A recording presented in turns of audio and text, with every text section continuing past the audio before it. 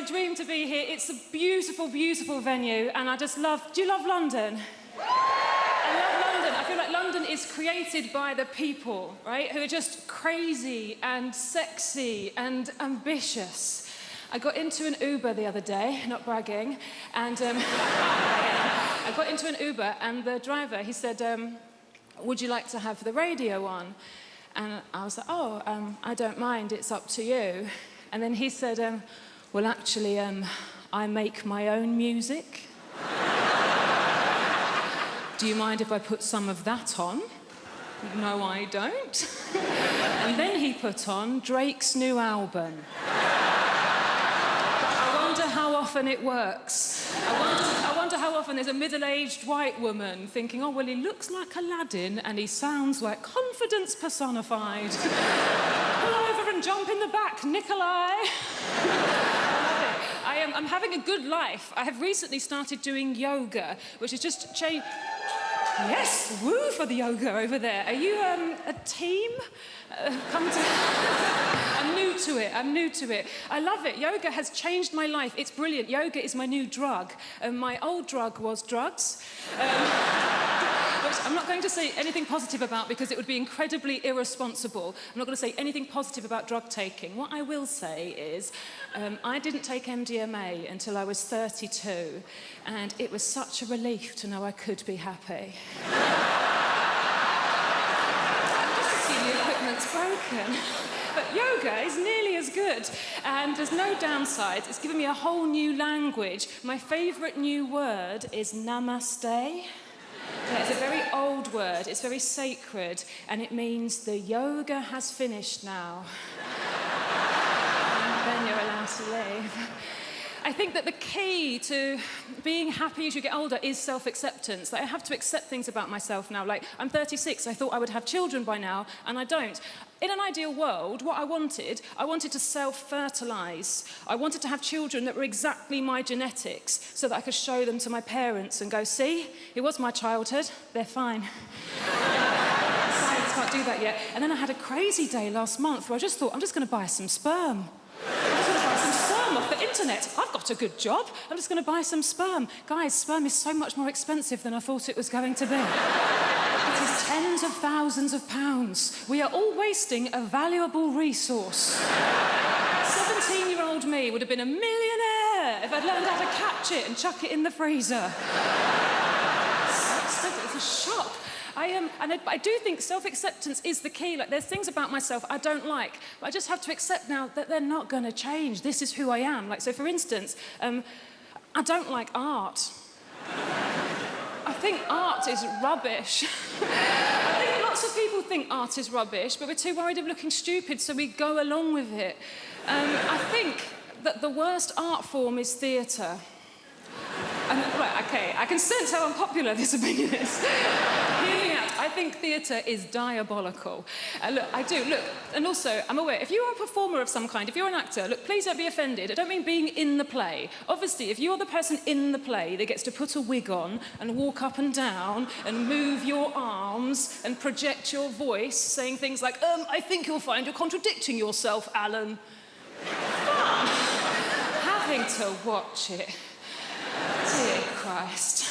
I can't concentrate. I can't lose myself in the story. I know that it's not real because I'm surrounded by people eating crisps. And they don't let you look at your phone. So all you're thinking is, well, how long has it been? And you have to judge from how long it feels, which is forever. And then they have a false ending called an interval, where, yeah, technically you could leave, but you have Stockholm syndrome.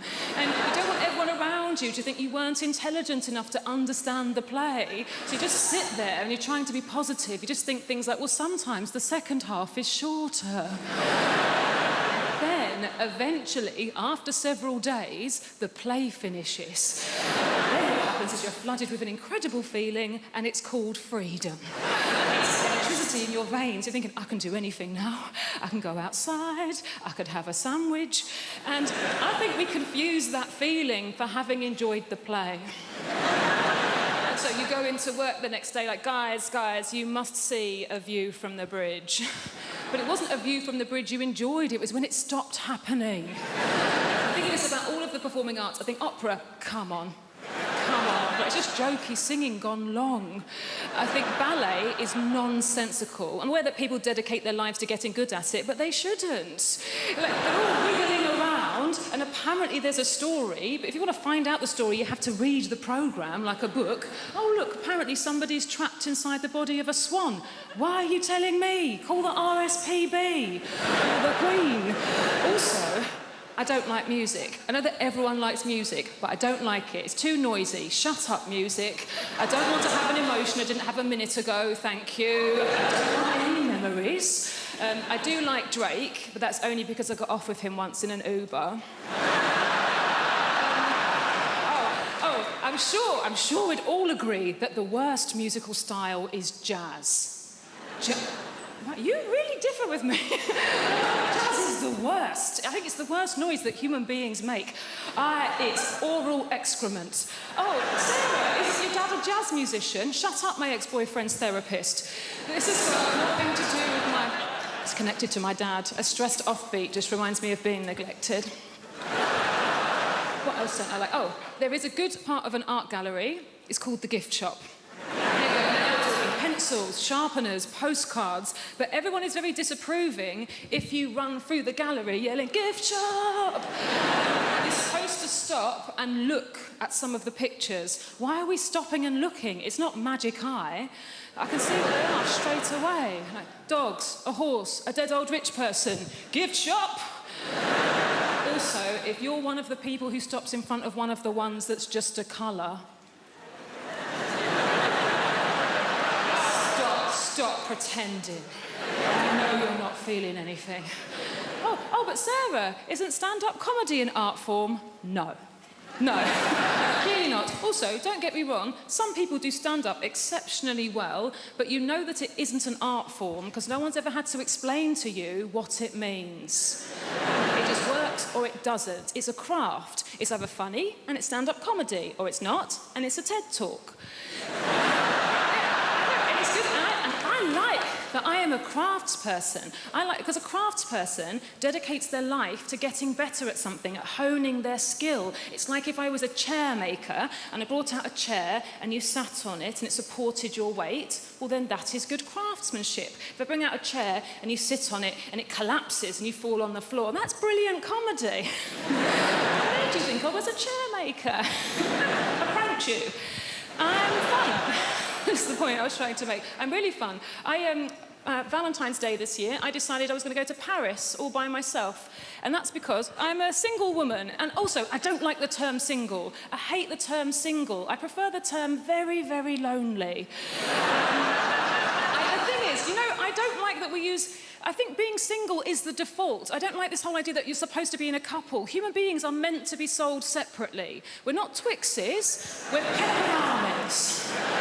Whether you're in a relationship or not, you are alone. It's that cliche, of course, but you're born alone and you die alone. Asterisk, unless you are a conjoined twin, in which case you're born with somebody else, you freakish Twix. The only way that you're not alone is if you're one of those twins who grew round the other one while you're in the womb, but you might not even know. You might be sitting there thinking you're normal, and then one day you go for a scan and the nurse faints because your tumour has hair in her face. There's a whole thing, and you'll know this because you see comedy, but you know, like people do like mean jokes, they do horrible jokes about people, and I always think, no, jokes just shouldn't be nasty about people unless they grew round their twin in the womb. I think they deserve everything they get. I think murdering someone by growing round them is one of the worst things a person can do. And if you did grow round your twin in the womb and you're sitting there thinking, oh, well, this is unfair, you should have thought about that before you engulfed your brother and kept him in your colon. My point was, I went to Paris. I went to Paris on Valentine's Day, didn't I? Because I thought, look, it's the most romantic city in the world. On the most romantic day, I thought it would be hilarious. I've got to write stand-up comedy. I thought it's going to be so funny. I'll be walking around weeping as people point, going, il est unlovable. And I've been to Paris before, 3 times, each time with my ex-boyfriend. That's where we had our 3 biggest rows. First time, because 8 months into the relationship, I found out he had a horrible secret. He grew round his twin in the womb. second time, we had a horrible argument because he wasn't into PDAs or PDAs. That is public displays of affection or private displays of affection. The third time, we just felt an argument brewing and booked the Eurostar. This is my first time in Paris all by myself. The first thing I noticed was, when you're in a couple, you see the entire world behind their head. You're always looking at their lovely face. The world is a backdrop. When you take that person away, you see more world. So that's good. Yeah, you see more. You notice more stuff, like how rubbish some of the tourist attractions are. I went up the Eiffel Tower. If you're not kissing someone, it's just a high-up cage. It's not a good day out. But nothing funny happened the entire time I was there, which was 4 days. Nothing funny. Oh, so Sarah, why are you telling us? Because otherwise that trip is not tax deductible. I mean, it's awful, and you're covering it, and it's true. It's true.